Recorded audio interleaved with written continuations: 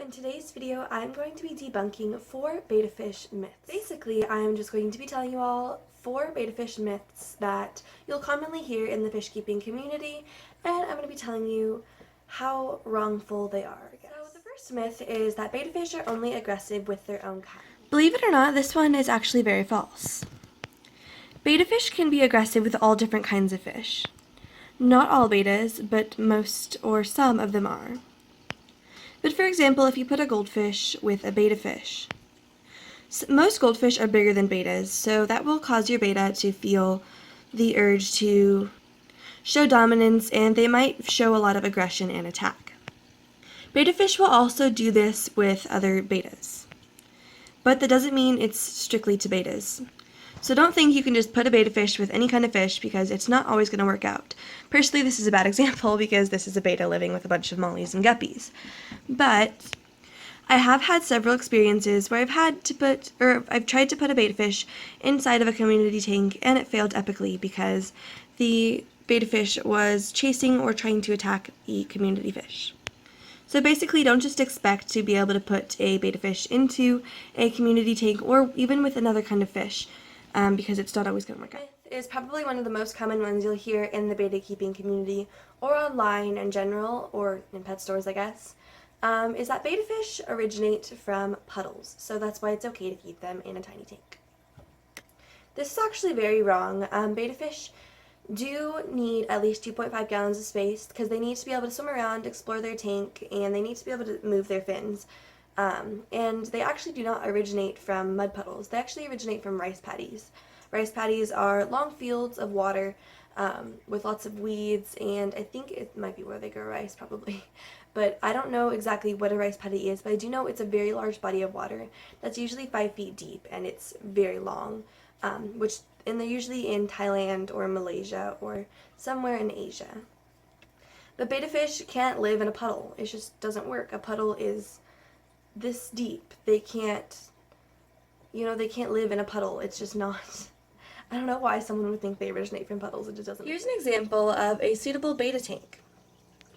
Believe it or not, they actually do require at least 2.5 gallons. This tank is 3 gallons. It's a 3-gallon critter keeper, or a medium size.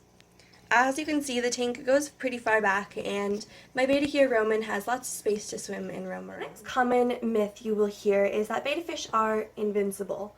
This is actually very incorrect. Betta fish are actually really sensitive fish. They must have proper water parameters. They must have proper temperature, or water that is the proper temperature, and they need to have clean tanks. That doesn't mean you can't clean their tank regularly or do water changes. That's what a lot of people think. But yeah, since a lot of people think they're invincible, you don't have to use water conditioner or even clean their tank, because they like dirty water. That's where they came from. They came from mud puddles. Makes perfect sense, huh? But really though, betta fish they are pretty hardy fish, but they do need the proper care and everything in order to live.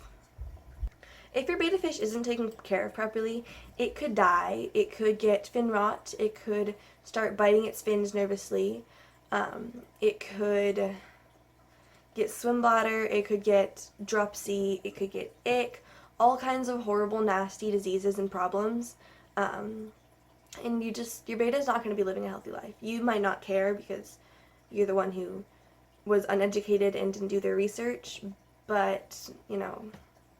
The fourth and final myth is that betta fish can live in a vase with a plant in it. Like, no, you can't do that to a fish. Not only betta fish, but a fish can't live in a vase, because a vase for a plant, depending on which kind you have, is usually like that big. Like, that's not enough space for a betta fish.